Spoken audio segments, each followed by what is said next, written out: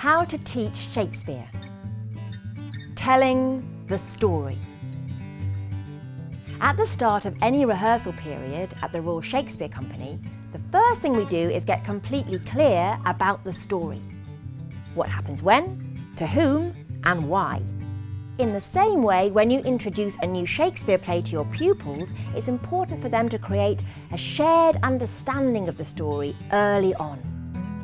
This allows pupils to feel more confident when it comes to studying the language in more detail and helps them to get to grips with the play.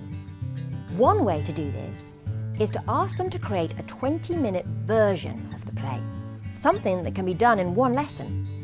Here's an example using Julius Caesar. 1.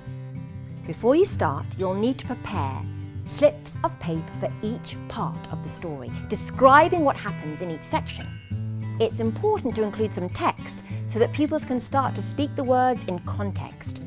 You can make these using a synopsis, but the Royal Shakespeare Company has lots of examples available online. 2. Start by organising pupils into small groups of around 4 or 5 and give each of the groups 1 or 2 different sections of the play. 3. Allow each group 10 minutes to prepare a scene using the description. Encourage them to use the lines from the play they've been given to create a short performance. 4. Then allow the pupils the opportunity to perform each of the scenes in order. To make sure the story is clear, you can read the descriptions before each group performs, or ask them to do this by having a narrator in each group.